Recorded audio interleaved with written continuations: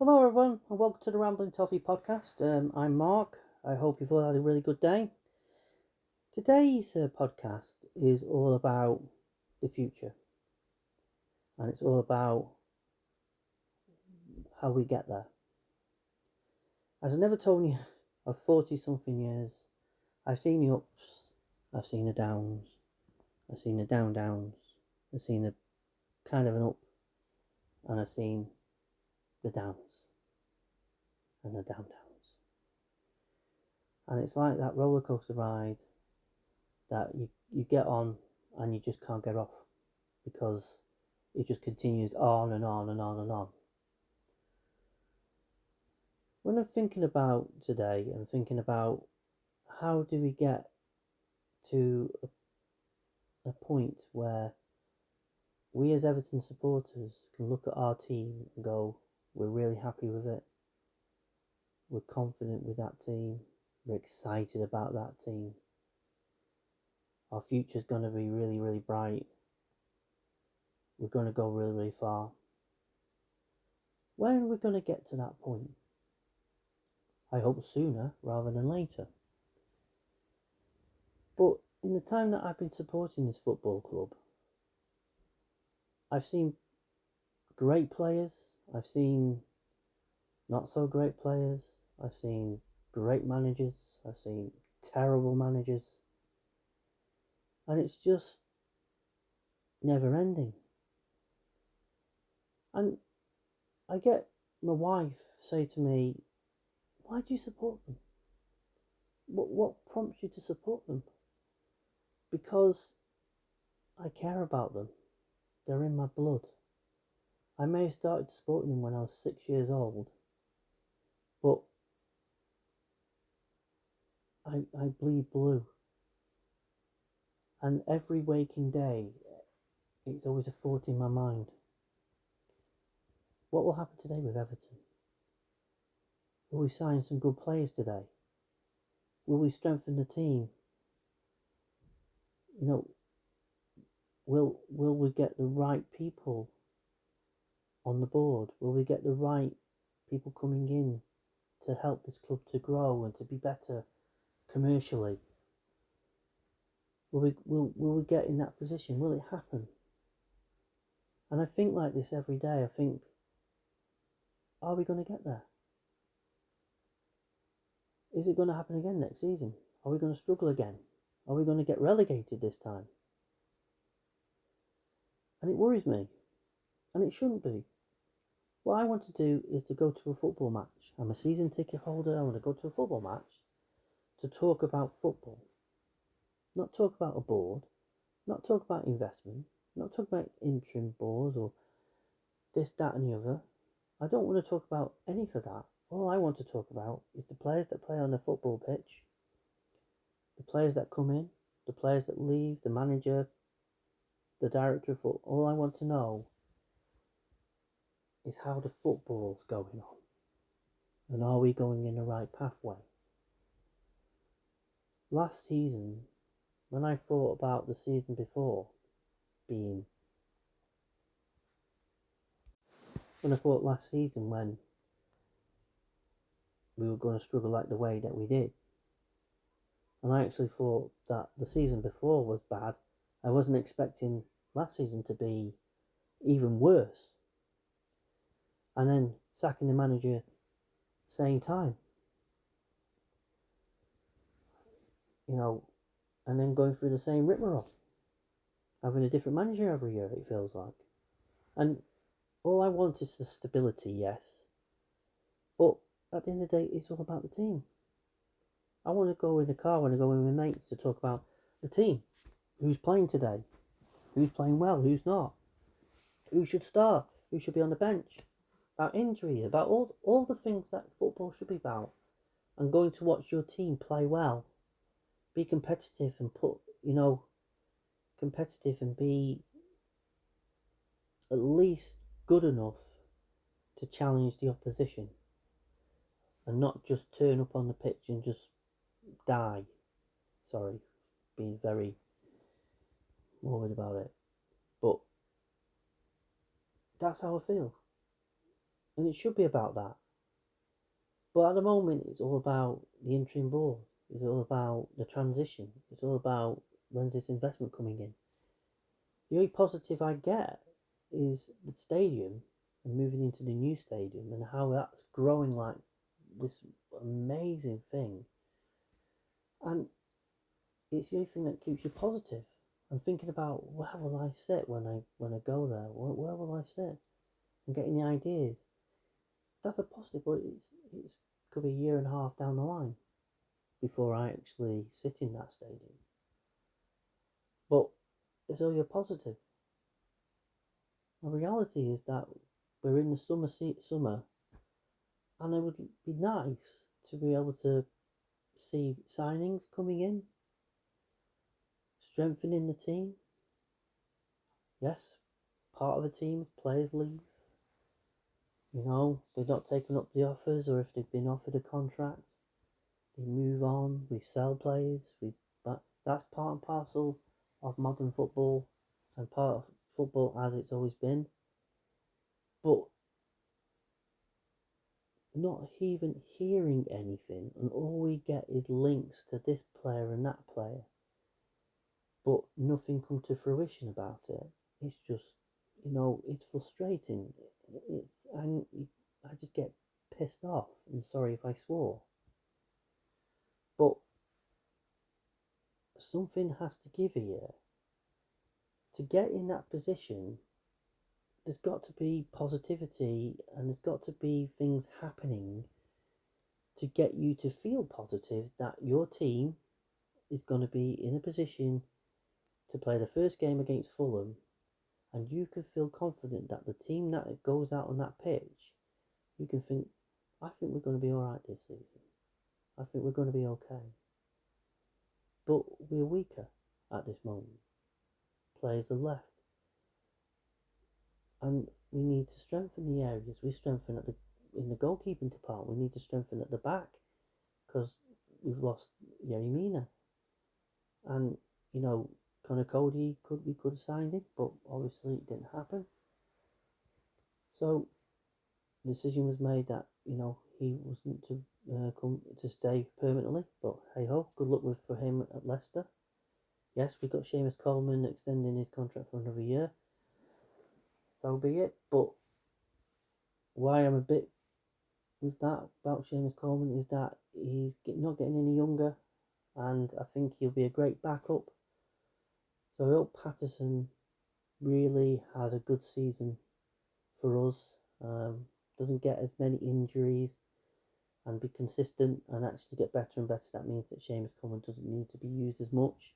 But if he does play, we know what he's capable of and what determination he has, what he can do for the football club and for the team. So I'm not poo-pooing the fact that he's staying on for another year. I just feel that as a club wanting to go forward, we need to be bringing other players who are of the capability of a Seamus Coleman when he was at his prime, coming into the football club and playing in that position to challenge Patterson for that position and not be a second person. Same with the defensive side of it is that you've got Branthwaite who's going to come back in. You're putting with Tarkowski, but you need backup for those two positions. I know we have is Michael Keane and Mason Holgate. The question is, are they good enough to stay? Sadly, at this moment in time, because if money is an issue, I could see them staying for another season to be backup to Branthwaite and Tarkowski. Mikalenko needs backup as well. He needs challenging, not just for backups, but for also challenging him in that position. Because Vinagre left and was obviously not a success, and injuries blighted the end of his time with the club. And then in the midfield, if you are selling Ganana onwards, what you do with that money, obviously you need to have an extra central midfielder in that position. James Garner can do the job perfectly fine, and I think he will blossom as he'll become the main guy, blossom for the season. So I'm trying to take positives from the players that we currently have that are performing well, and I think will get better. Anana's not had the greatest of seasons, but if he doesn't go and he's still with us for the season, he may get better. We don't know. Hopefully Sean Dyche will work more on him and we'll start to see a better Anana. And then we go up there, we've lost in the midfield, we've lost Townsend. And I think you've really got Damari Gray, who's speculation at the moment that he could be going to Dubai. So you're losing wingers again. So you need to bring wingers in and attacking midfielders if that is going to happen. So you need strengthening that area as well. And of course, the striking position, Calvert-Lewin is getting himself back to full fitness, and hopefully he'll be a lot better as the season starts and have a consistent season, and hopefully improve enough that he can get back in the goals again, like what he's capable of. But I also believe that we need 2 new strikers. We all know Neil Maupay is not good enough for the Premier League now. He didn't show at all any kind of capabilities to be a player that we can keep at the club for next season, and we need to bring somebody in like a Dembele or a Traore, which is being linked today. He mentions the amount of money that it's going to be worth to get him. We'll see how that pans out. As I mentioned before, we don't know, what money we have. So it'll be interesting. We've also got, I always forget about Dele Alli here. Dele Alli and Andre Gomez. You would think Andre Gomez would probably be going, but Dele Alli may go back on loan again until his contract ends, or else we'll be spending another 10 million on to Spurs for that one.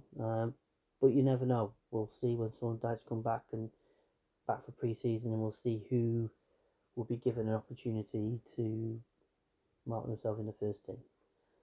So at that precise moment, that's the feeling I have, is that if you look at that team, there's some, good players, who can do a job, and you can rename it on your hand.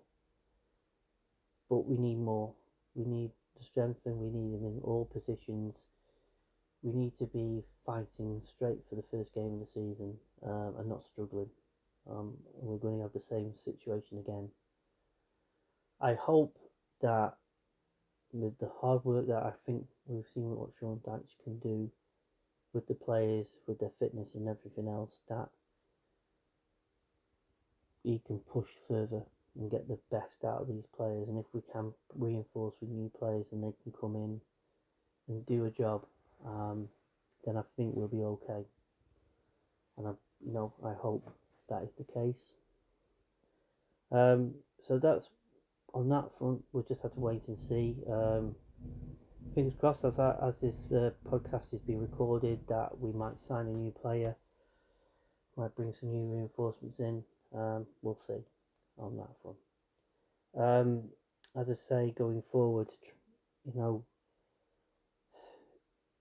one of the biggest things, as I've said all along about this football club, is through engagement and communicating with its fan base and with the people who care the most about their football club.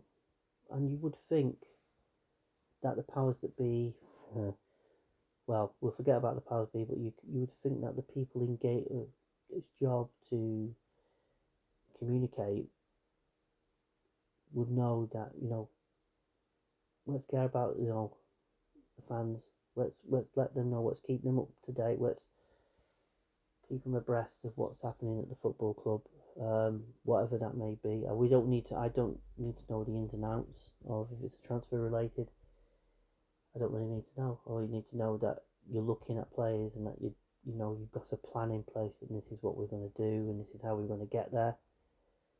That would be absolutely fantastic if they can do that. It would be helpful that we hear from the director of football, of course. I believe something's going to drop soon from the club, where Kevin Fell will do an interview. It's been done, I believe. Well, that's what the fans forum have said. So we'll wait for that to find out what his plans are, not just for the academy, but for the first team going forward, where they're looking for players. Where,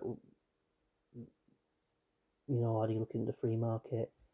Are they looking at loans? Are they looking to do we have enough? Do we have money to spend? Do we need to sell and everything else like that? But because there's no kind of engagement or communication from the club, which has been around for years, we can only speculate, and that's the frustrating thing, is because we don't know what's going on, and even journalists don't know what's going on, and because they don't get any information, and any information that they give to journalists out there is little bits here or there, and that's it. It's not going to give any form of clarity regarding anything relating to players coming in, player leaving the academy, or anything that is related to the football side of the club. And especially when we're going through a period of time where we've got an interim board going through a transitional, and what we're getting with that is basically same old, same old. It's business as usual in a sense. So the people in them positions, unless they want to change something, so Colin Chong being the CEO can change how they engage, they communicate with the fan base, he can only make that decision. But if he's decided not to, and because it's transitional feeling, I'll leave that be, I'll leave that to the new people that are coming in to change that way, then, this will just continue on.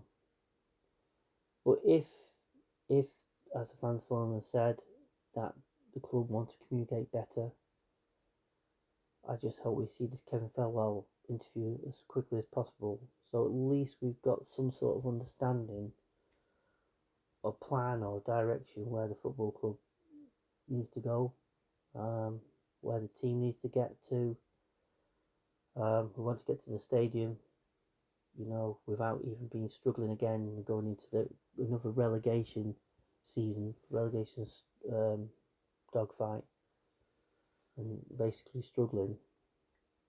It would be nice to know where we're going with that, on that front. And also, it would be nice to know what's happening regarding the board and where it's going to go next. Who's the new board's going to be like? Hopefully, we'll find out soon regarding that. But as an Everton supporter for 40 something years, I've never seen or felt or seen it so bad. And you want to go to games to get behind the team, which you do, but if you see a team that are showing no fight, no desire, no nothing, and losing week in, week out, can't score goals, getting injuries to key players, you sit back and you think to yourself, what's the point? I just want my team to be successful. I just want my team to be competitive, to be fighters, and to put in performances. That's all you want. But also be nice to have a little bit of magic, a little bit of sprinkling of dust of players that are a little bit special, that can do something a bit special, that younger fans and older fans as well can really like and get behind, and you want to buy your shirt and you want to put their names on. Because at the moment, probably the only player that I would put my name on the back of a shirt would be Jordan Pickford, because he's the only one that you could probably say has got a bit of that dust, because he's such a great goalkeeper for us, and he's been fantastic for us. But there isn't anybody else that you can go, oh, I just love him. He's part of this club. He's great. He's everything that you want for as an Evertonian. He's everything you want as a player, but you don't have that. we don't have those players. Hopefully there's one or two maybe. James Garner could be the next one. You know, you got Seamus Coleman, of course. You've got Patterson. You've got players, Tarkovsky, of course. They're all players that you can admire and you want to get behind because they leave it on the pitch. They put all their energy and blood and sweat into the performance that they put in. And if you see 11 players or the new subs all going out and put that kind of commitment in every game, you'll get loved, you'll get respected, and people will, will care about you. But there's so many players that are not up to that standard, and I just hope the new players coming in and players that we currently have, hopefully they get better and they develop and get stronger and show what they did near the end of the season to pull us out of the situation that we were in. And long may it continue. Anyway, on that note, I will leave it at that for this week. There'll be another podcast next week. I'll let you know when that is out. And for the moment in time, any feedback that you have regarding this podcast, please let me know. And for the time being, thanks for listening. I'll speak to you again soon. Bye.